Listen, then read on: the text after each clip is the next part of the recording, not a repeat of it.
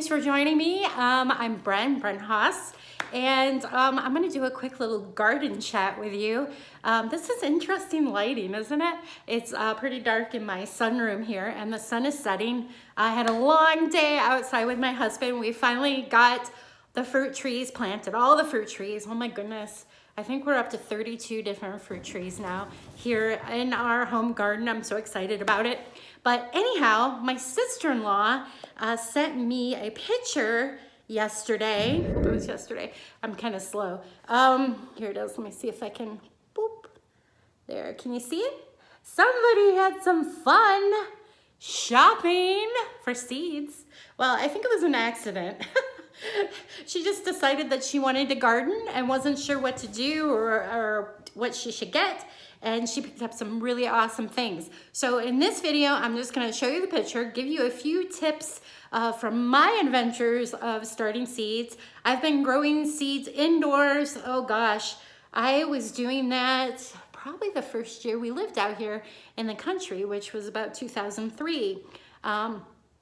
Yeah, so anyhow, here we go. I'm gonna show you the picture and we're gonna talk about that just a little bit. First up, I wanted to touch base on the tray, which is awesome. All right, one that I have from a few years ago actually has this, comes with the tray, which was cool for me because I like these pellets that you can buy. When you soak these in water, they expand and they fit in here, and so then you have all your little pellets in here. I think yours is more like it's just the tray. Make sure there's no holes. That's perfect for seed starting. The no holes. I'll suggest take your tray, whatever size tray you have for the seed starters. Make sure there's holes on the bottom. They all usually have holes on the bottom, but just in case. Fill these outside of this tray because you don't want a whole bunch of loose dirt down in here. You're gonna actually put water down in here after you get these all filled and seeds planted. Once these are all planted, the lids are nice because you can just fill this with water, gently soak the soil, get it nice and wet. I only put about halfway up to a quarter way up until the seeds get growing. Because once you put the lid on here and you get this on the windowsill, you're creating a nice little humidity, hot, warm, not hot, hopefully not hot. It doesn't want to be in the hot direct sun, but on a window or a table close to the window. Or you can even actually, I've started some like this on my dryer in the basement where it gets warm on top of the dryer, because you want those seeds to start germinating. And when you put the lid on in the water, it kind of creates a little humidity, kind of like my dome basically. Now, the seeds that you got, let's go over those a little bit. Well, you got some good seeds. Oh my goodness. So, tomato. One just says tomato. Gardener's Delight. Ooh, I don't know that one. You might have to start those and we'll have to trade because I've got a bunch. I started like tons of tomatoes this year. And let's see, the other one I noticed you got, oh, Brandywine. That is my favorite. That one gets huge. Those are huge fruits. They're beautiful. You'll love that one. You're gonna start that now indoor. And of course, Roma. Roma is one of my favorites. Okay, so the peppers and the tomatoes and all the tomatoes, the basil, the parsley, you can start now in the trays, indoors. And you also have in here radishes and carrots. I don't see any peas. You need peas. Radishes and carrots you can actually start in your garden now outside.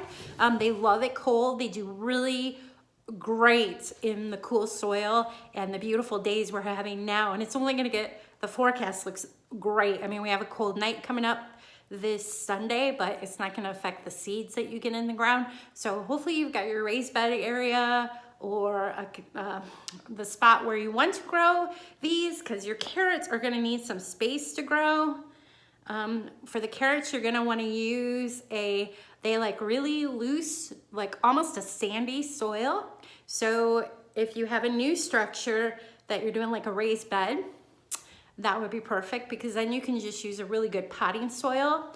That would be perfect with a lot of the perlite in it, which makes it loose. Carrots like to have loose soil to produce, or they'll grow anyways. You'll just get really funky looking funky carrots. Mine do that because they need the loose to be able to, you know, do their thing. All right, so back to that. You got the radishes, carrots, and if you have peas, get some peas. Those you can plant now direct sow, it's called, right outside. The dill, you can definitely plant now outside. That's another one that loves to be direct sow. Parsley outside. I've done parsley. It comes up pretty quick, so you might want to wait a little closer to that last frost date.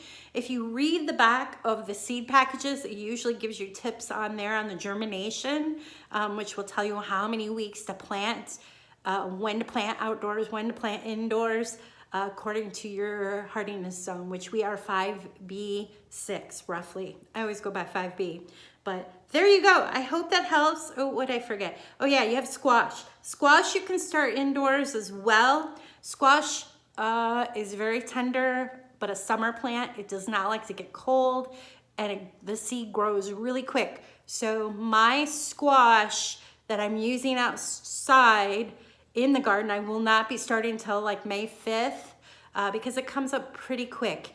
And once it gets coming up pretty quick, once it gets up to about 2 inches big, which it grows quick, you're gonna wanna get that outside. So you gotta kind of time it, but don't be discouraged. You've got some great seeds. You're gonna have a lot of seeds left. So this is where it's important too. If you don't get them all planted, just be sure you keep them dry and in a cool location.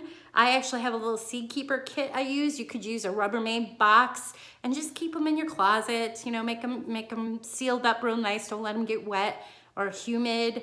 And I've had seeds. In fact, some of the tomatoes I planted, my seeds were over close to 8 years old, and they still produce. So if you store them properly, you can use them. All right.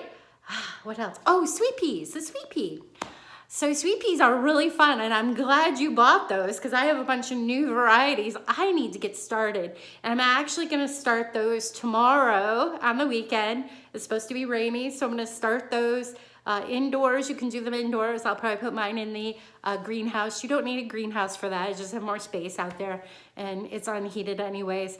The sweet peas, be very careful because to my understanding, the seed can be poisonous to pets. So don't leave it out. Of course, don't let the kids chew on it, you know. And I'm not sure about the plant being poisonous. It probably is, so just, you know, be careful. All right, anyhow, I hope that helps you out. And be sure to ask me anything, comments. Check out my website at brenhaus.com. And actually, if you search on my website for seeds or seed starting, you'll see lots of different ways that I have planted seeds throughout the last 17 some years here out in the country. So, all right, I hope I'll see you over there. Have a great, fun time planting seeds.